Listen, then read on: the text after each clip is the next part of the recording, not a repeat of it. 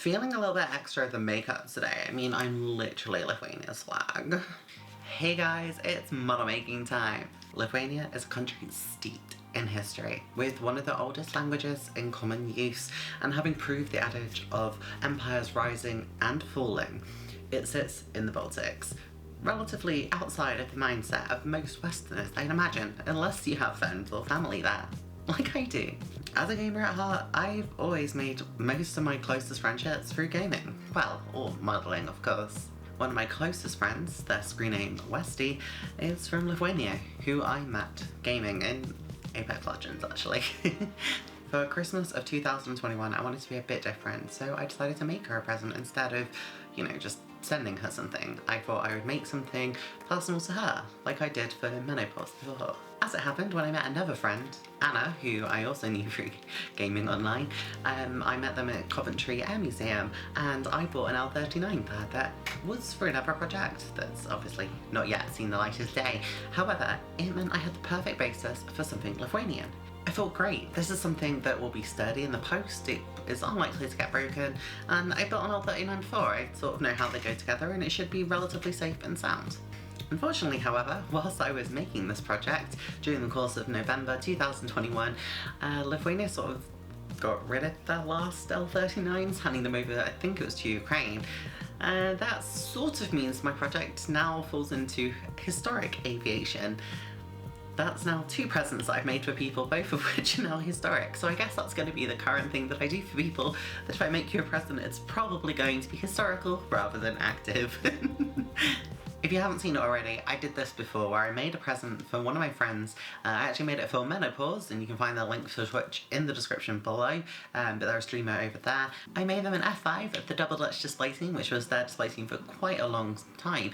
So check out that video there, it was the first one I did in this newer format. So if you didn't know already, Lithuania doesn't really have an active fighter force. It's one of the nations that's protected under the Baltic police sort of role that's in place by NATO, where different countries as a part of NATO rotate in making sure the airspace over Lithuania remains safe and free of intrusion.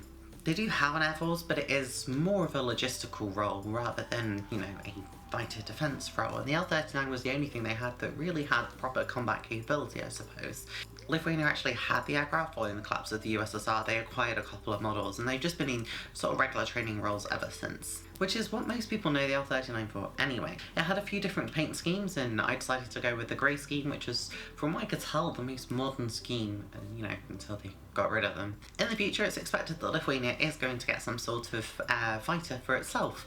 Whether that's going to be a Eurofighter Typhoon, or a F-35, or something that's not even in the air yet, like Tempest, who knows. But let's be honest, all I care about is, are they going to have a national aerobatics team? Because if they are, I hope everything is like Lithuanian colours, because my god, we need more yellow and green planes in the world. Like, please, Lithuania. The model kit that I had is from Eduard, and seems to have a lot of similarities with the KP kit. You'll see that when I go through the unboxing. I've actually already done the unboxing. I did it live on a stream when I originally started making this project. So because I wanted to make sure it got to Westy in time for Christmas, I sent this on the, I think it was like the 30th of November. They've only recently got it, that's why this video is only just coming out, but she's got the model now, she's really happy with it, and you'll see right at the end. But let's go and have a look at what was inside the box. There are some audio issues because it was the first one I ever did over on YouTube, so just be prepared for that, but you'll see me again in a second. Just before we do that though, make sure to like, comment and subscribe, it really does help me out. I do stream live at 4:30 on most Sundays here on YouTube, so if you're subscribed to me you'll see them come up in your subscription feed, and also new videos every Monday at 7:30. Decals look good. I will not be using any of these though, and that's because I'm not actually building the version in this. Yeah, I'm not building the Libyan version, I'm actually building a Lithuanian. So the sprue comes in 2 parts, and we've got this top bit here, which is looking pretty good. It still reminds me very much of the KP kit, if I'm really honest. Doesn't seem to be a lot parts-wise. I'm into this. I mean, it is a weekend kit after all. This is like the weekend edition, so it should be quite easy to put together, I guess. So that's not a bad thing. Now, clear parts look pretty good. I mean, I wouldn't say they're the best I've ever seen, they don't look like the most glass-like I've seen. They feel kind of matte, so I think it's the plastic itself is potentially the issue. 7 out of 10 is like nearly on the way to being really good. It's sort of better than average, but not good enough to be like, you know, in that 8, 9, 10 sweet spot. Yeah, so that wasn't my best unboxing, and I really do apologise for that. So, I'm sure you can tell now there are a lot of similarities with the KP kit, and, you know, that's what I thought too. Now, I looked on Scalemates, and I can't see anything to say that they are the same kit, so I don't really know what's going on there. They seem so similar to me that it just can't be a coincidence, but everything says that it is a coincidence. The sprues are entirely different, so whether or not this is just some miraculous similarity, I have no idea, but it does seem very similar. Obviously the Eduard kit is a lot newer, the quality is a lot better than the KP kit that I had. It just feels very similar in terms of construction, so I just wanted to point that out to you. Anyway, let's get into the manufacture of this kit. I'm really excited. I already obviously know how this turned out, so can't wait for you guys to see it. Let's go! Okay, so we're starting by building the Eduard L-39, and I really like the sprues, like how they've got the wings on the edges and the fuselage on the edges and then all the other parts in the middle. You can really visualise the aircraft in a 3D space in your mind before you've even started putting it together. And of course that construction starts with the actual cockpit itself. The cockpit is pretty straightforward to put together. I said it in pretty much every video, I find cockpits to be very tedious. I don't enjoy building them, but sometimes they just look really smart, and then I feel a bit more, you know, less hatred towards cockpits, and I think this one did look pretty smart, to be honest. And I think because I was making this as a gift as well, I wanted to put some extra effort in to make it just look nice, you know? And yeah, it looked okay in the end. The painting of it wasn't very hard either. There are some decals that go into it, and they're the sort of pretty standard decals that you'd expect to find in a cockpit. Obviously a lot of the surfaces are going to be sort of grey and black, sort of anti-reflective surfaces, and after that, as I say, you've got the cockpit decals that sort of add that extra level of detail in what can otherwise feel like quite a bland environment. And I think it really does help either when you've got raised cockpit detailing even, and or decals, and listen with the decals, I think they did look really, really nice actually. So yeah, I'm quite happy with how it turned out. I think, I don't know if you'll really be able to see it whilst we do this, or if I even cut it out, but I did actually sort of knock the decals off a few times, so yeah, that happened, but they all ended up okay. I sort of just put them all in the water at the same time, and I had to sort of work out which ones went where, but because the instructions are so clear, it's so easy to work out where they go. I was really impressed with the instructions in that regard. So the remainder of the actual aircraft itself is pretty straightforward, and I've said it once and I'll say it again, this kit feels very KP models to me. It feels like the Breitling L-39 that I built before, and if you want to see that, link in the description, watch it after you've watched this one, but I built a Breitling team L-39 from KP, like with the KP model kits, L-39. So joining the fuselage together, put a lot of tape on just to make sure we didn't get any gaps. And this is what I mean about the wings, they just feel like a solid mass, which, because of how you put it together, putting it right in the middle, it's actually kind of a pain if you want to put a stand on, because you have to like cut all the way through the wing, so it's not ideal. And I've had that before in other aircraft, especially cheap ones, so like KP models, PM models, you know, they all have that sort of thick plasticky wing. So for this one, what I ended up doing was cutting it at the front, but we'll see that later on. Now, the aircraft itself is actually almost in the colour that we wanted it to be in, which is kind of funny, just by the plastic itself. That's just sort of how the Lithuanian one looks, but we're going to go ahead and carry on, like, you know, with the construction. We're putting the engine, I think we're putting the engine intake on, and again, I think had very similar construction to the KP ones. I think I did get them the wrong way around and sort of kept correcting myself, and eventually I was sort of satisfied with what I got. I did have to use some filler in a few places, and again, that's just to make sure I got a really nice, lovely finish overall, but there wasn't really much to do on this kit. It all fit together really nicely, it was very easy to put together. I was also filling some holes where the landing gear goes, of course, because I'm building this as a present for my friend. I wanted to build it in a flying pose because I just always think it looks better for people who aren't modelers. I think it looks nicer having one in like a dynamic flying pose. And I also had something special in mind for the stands that we'll also see in not too long either. So we'll have a look at that. There were some details that I needed to finish off, and we're just putting those together now. And that's the actual seats for the cockpit itself. And they weren't too hard to put together. It was mainly putting the sides on and you just pop them in, and that was pretty much it. I left a lot of the detail in the last, I'll be really honest with you. So here we are with the stand. Now I decided to paint it in the colours of the Lithuanian flag. I was using, I think it's emerald green, fiery red, and Lufthansa yellow. Now yellow is obviously awful to paint, like it's always awful to paint, and this was no exception. I put about 1 billion layers on, and I put this baby on thick, like really thick, because there was just no reason not to. The actual model itself, I don't know if I actually remember the film painting that, but it was pretty much just sprayed and then just done in one grey colour.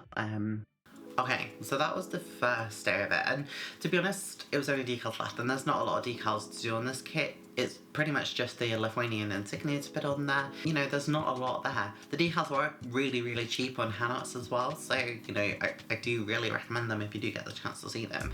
But yeah, let's go have a look at me putting them on again. There's not a lot to see. Decals can sometimes feel quite overwhelming. I know from my FA34 of the La Patrouille de France series, I saw so many decals, I just didn't know what to do. But for this one, there's so few decals that literally, by the time you've even thought about what you have to do, it's done, and you're just like, wow, I have a really beautiful kit. The decals are amazing as well, really good quality, no pixelation whatsoever. I'm just, well done. They're amazing decals.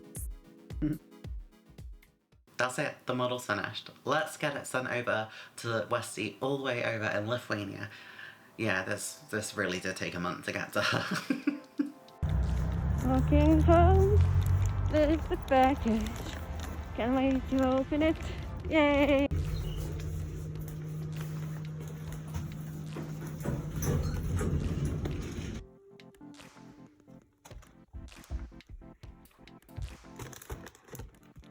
It's time to open it. Yay!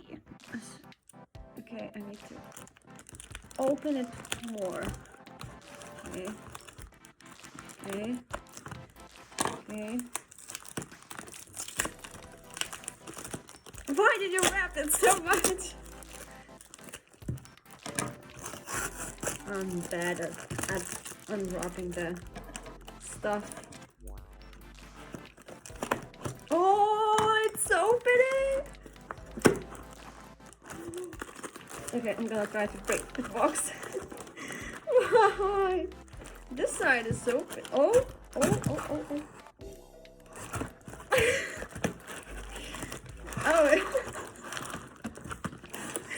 I saw the box of cat food and I thought you're saving cat food.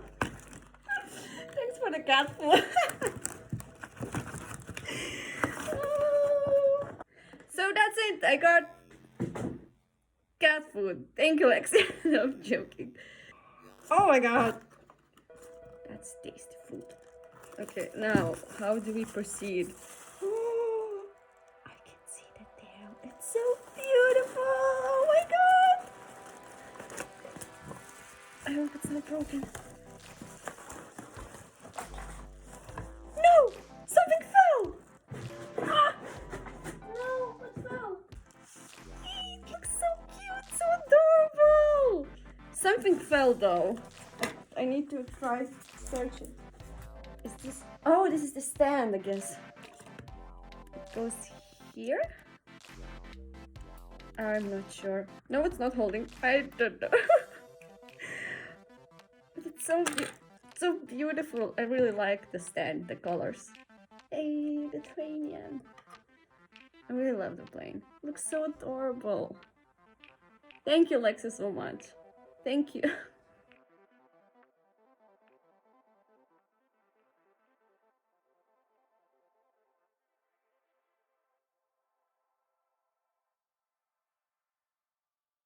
Well, overall, I'm really happy with this kit. It only cost me $12.99 originally, so it's really good value for money. I think it goes for a lot more than that on eBay from what I could see. I've definitely seen these flying around near at the £20 mark, and I got mine at Coventry Air Museum, not sponsored at all, but they always have a really good selection of models in their model shop, so thoroughly recommend it if you are in the area, even if you're just wanting to buy something a bit different, because I say that was at $12.99. Bargain.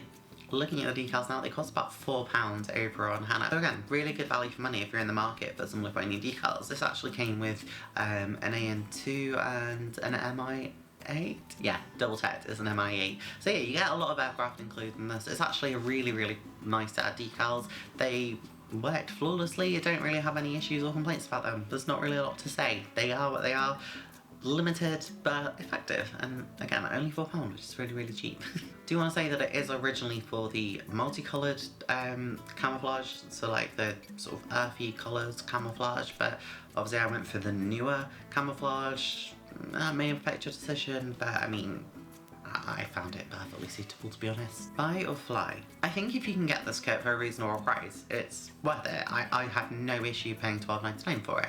I'd probably pay about the same for an Alpha Jet or for a BAE Hawk, and I guess in the costing of models at the moment, that's not really that bad value for money.